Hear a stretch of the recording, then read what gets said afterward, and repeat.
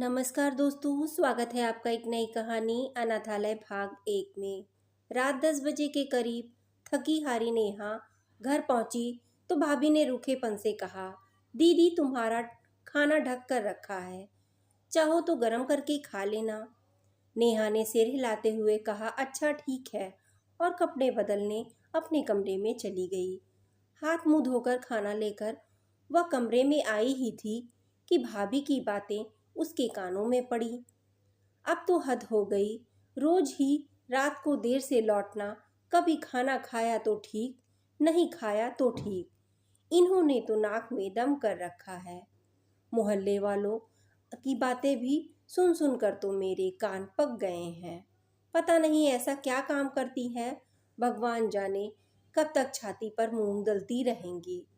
भाभी भैया से ये सब कह रही थी, अब तक भैया ने एक शब्द भी नहीं कहा था। इस पर खींचती हुई भाभी बोली, अब कुछ बोलो भी, तुम्हारा सह पाकर ही तो सर पर चढ़ती जा रही हैं। कल ही दीदी से साफ साफ बात कर लो, वरना मैं ही पूछ लूंगी।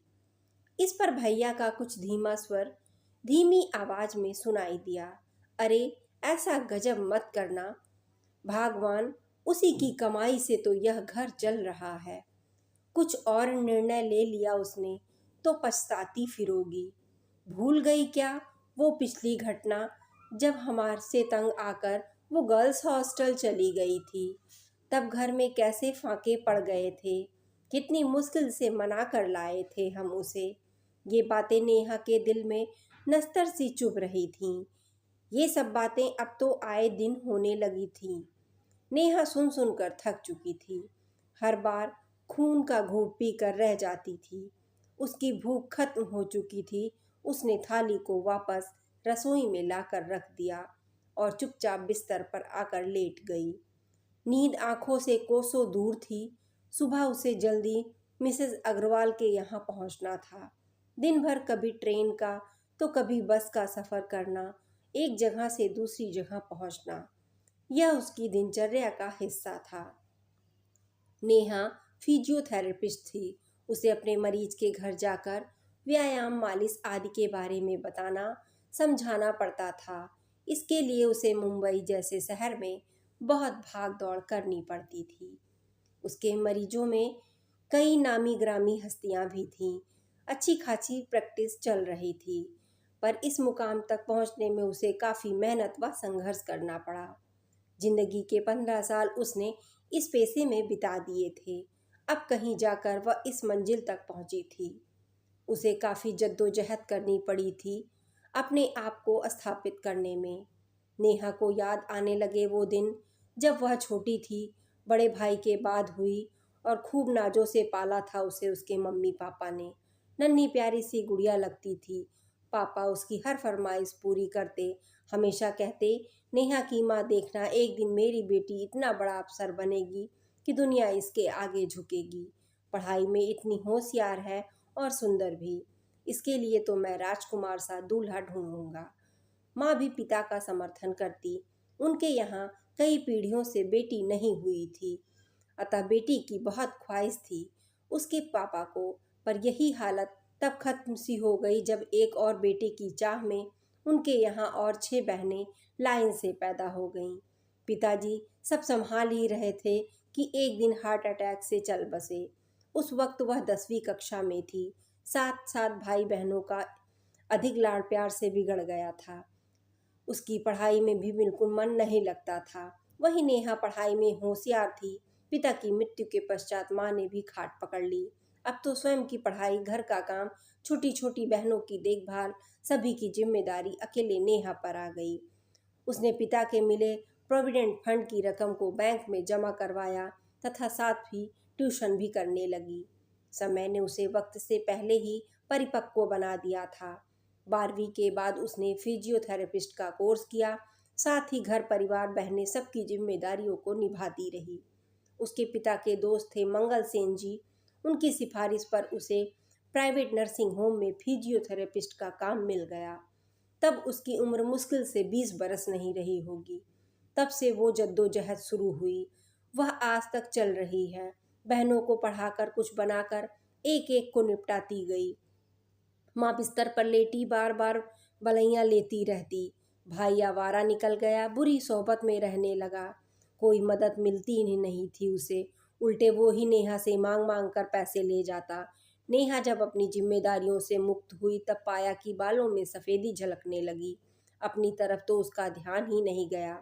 बीच बीच में जब कोई रिश्तेदार उसके लिए रिश्ता लेकर आते, माँ किसी न किसी बहाने से टाल देती।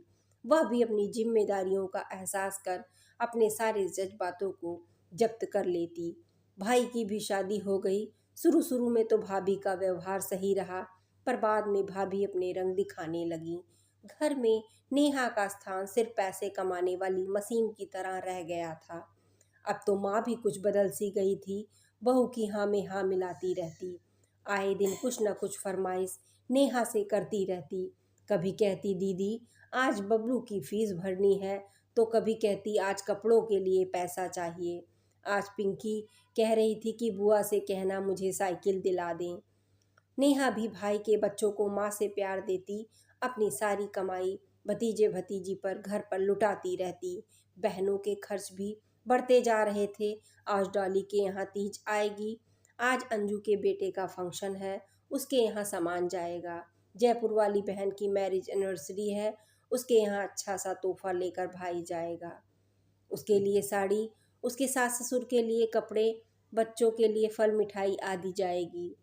उसका खर्चा आए दिन माँ की फरमाइशें कुछ न कुछ लगा ही रहता।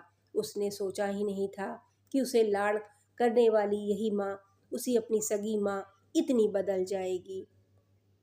रोना धोना शुरू की।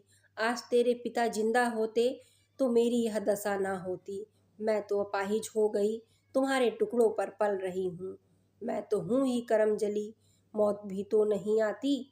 माँ का बड़बड़ाना एक बार शुरू होता तो रुकने का नाम ही नहीं लेता। वह सुबह एक कप चाय पीकर जल्दी निकल जाती और शाम ढले थकी हारी लौटती। भाभी से यह कभी नहीं होता कि जहाँ बबलू पिंकी का टिफिन पैक कर रही हैं वहीं उसके लिए भी 2 पराठे सेक दे। हर महीने घर के खर्चे के लिए सारी कमाई हाथ में रख दो। उस पर भी यह जलालत भरी जिंदगी क्या ही यूं ही घुट घुट कर जीती रहूंगी, क्या यूं ही चलती रहेगी जिंदगी, आखिर कब तक। सोचते सोचते उसकी आंख लग गई। अगले दिन जब उठी तो सिर बहुत भारी था, मन नहीं कर रहा था तैयार होने का, पर घर पर रहकर भी क्या करती। दूसरे मिसेज अग्रवाल की अर्थराइटिस बहुत बढ़ी हुई थी। उनका व्यायाम या मसाज करने के लिए जाना ही था। बहुत पुरानी मरीज थी वो उसकी, फीस भी अच्छी मिलती थी वहाँ। बेमन से तैयार हुई, 1 कप चाय पीकर निकल गई। उसके काम पर जाने के रास्ते में एक अनाथालय पड़ा। जब वह विले पार्ले उतरकर अपने मरीज के घर पहुंचती, उस अनाथालय की ओर बरबस ही उसकी दृष्टि उठ जाती। कुछ समय से 4-5 साल का एक प्यारा सा बच्चा अनाथालय के गेट को अपने नन्हे नन्हे हाथों से पकड़ रखा खड़ा हुआ उसे जाते टुकुर टुकुर देख रहा था। वह भी उसकी प्यारी सी मुद्रा पर दृष्टि डाले नहीं रह पाती थी। काफी दिनों तक यह क्रम चलता रहा। एक दिन वह कुछ टॉफियां लेकर उस बच्चे के पास पहुंची और बैग से निकालकर उसे देने ही वाली थी कि वह घबराकर पीछे मुड़ा और लंगड़ाता हुआ अंदर चला गया। नेहा उसकी चाल को देखकर उसकी परेशानी समझ गई और काफी देर तक वहां खड़ी रही। उसका मन उस बच्चे को देखकर व्यथित हो उठा और अनमनी सी वह वहां से चल दी। उस दिन उसे सारे काम तो निपटाए, पर मन के किसी कोने में वही बच्चा, उसकी लंगड़ाहट, मासूम सा चेहरा आदि आंखों के सामने तैरता रहा। अगले दिन जब वह फिर से वहां से गुजरी तब वही बच्चा उसे मुद्रा में दिखाई पड़ा। वह यत्र चलित से उसके पास पहुंच गई। वह उसे देखकर पीछे मुड़कर लौटा नहीं। इस पर नेहा ने उसे बैग से टॉफियां निकालकर देने के लिए हाथ बढ़ाया, लेकिन बच्चे ने अपना हाथ नहीं बढ़ाया। नेहा ने कहा बेटा ले लो। इस पर वह तुतलाता हुआ बोला आंटी डांटेंगी। नेहा को बच्चे की इस बात से समझदारी का एहसास हुआ। उसने कहा अच्छा बेटा, एक बात बताओ, तुम्हारी आंटी हाँ कह देंगी तो तुम ले लोगे ना? इस पर उसने हाँ में सर हिला दिया। नेहा ने पूछा बेटा तुम्हारा नाम क्या है? उसने कहा बंटी। नेहा ने फिर से पूछा हमसे दोस्ती करोगे? उसने फिर से हाँ की मुद्रा में सिर हिला दिया। अब तो नेहा का नित्य क्रम हो गया। वे दोनों मानो एक दूसरे की प्रतीक्षा में रहते थे। नेहा के मन में मातृत्व की भावना हिलोरने लगी। उसकी भी शादी हो गई होती तो उसके भी प्यारे बच्चे होते। उसे वह बच्चा इतना प्यारा लगता कि उसने निर्णय ले लिया कि वह उसे गोद लेगी। उस दिन वह एक मरीज जो वकील थे उनसे मिली और गोद लेने के सारे नियम जानी। उस दिन घर लौटने पर वह विचारों के झंझावातों में ही उलझी रही। इस घर में रहकर तो उस बच्चे का पालना नामुमकिन था, फिर वह करे भी तो क्या। इस कस्म में वह घिरी रही, फिर भी कुछ फैसले उसने कर ही लिए थे। आगे की कहानी के लिए चैनल को सब्सक्राइब जरूर करें। अगर वीडियो पसंद आई हो तो वीडियो को लाइक करें। धन्यवाद।